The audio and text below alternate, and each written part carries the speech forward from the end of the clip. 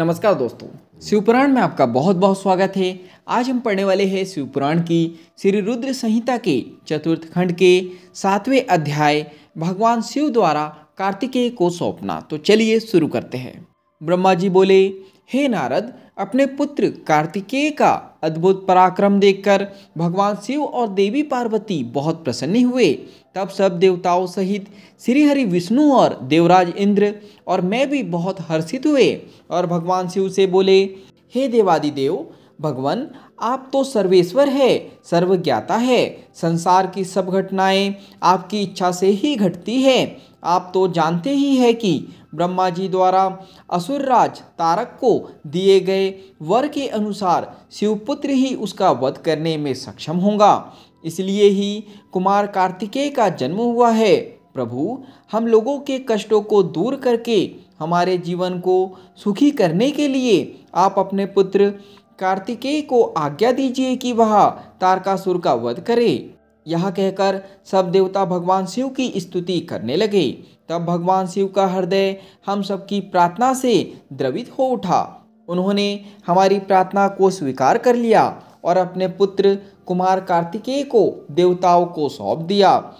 तब भगवान शिव ने अपने पुत्र कार्तिकेय को यह आज्ञा दी कि देवताओं की विशाल सेना का नेतृत्व करे और देवताओं के दुखों और संकटों को दूर करने के लिए तारकासुर का वध करे। अपने पिता भगवान शिव की यह आज्ञा पाकर स्वामी कार्तिकेय बहुत प्रसन्न हुए।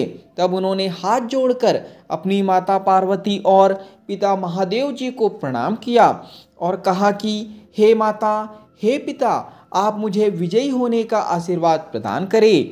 यह सुनकर भगवान शिव मुस्कुराए और बोले, कुमार, निश्चित ही तुम अपने इस प्रथम युद्ध में अपने घोर शत्रु तारकासुर का वध करके विजयी होंगे। हमारा आशीर्वाद सदैव तुम्हारे साथ है।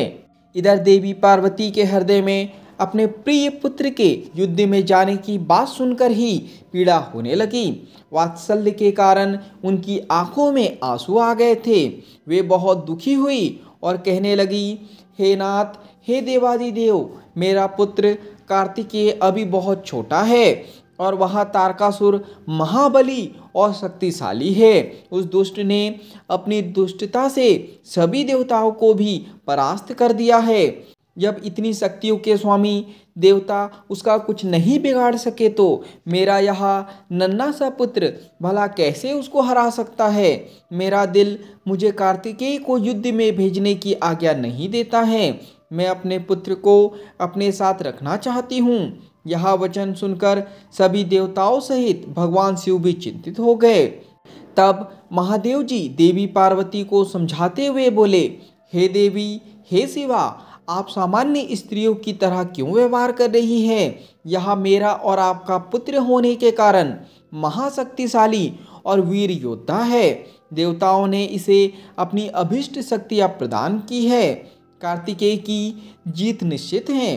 कार्तिकेय का उत्पन्न होना तारकासुर के वध का प्रतीक है। आप व्यर्थ में चिंतित ना हो और अपने पुत्र को खुशी खुशी तारक के वध के लिए भेजे। भगवान शिव के ऐसे वचन सुनकर देवी पार्वती को बहुत संतोष हुआ और उन्होंने कार्तिकेय को युद्ध में जाने की आज्ञा दे दी। तब सब देवताओं का भय दूर हुआ और उनमें प्रसन्नता की लहर दौड़ गई। यहाँ पर शिवपुराण की श्री रुद्र संहिता के चतुर्थ खंड के 7वें अध्याय का समापन होता है। आज के लिए इतना ही। धन्यवाद।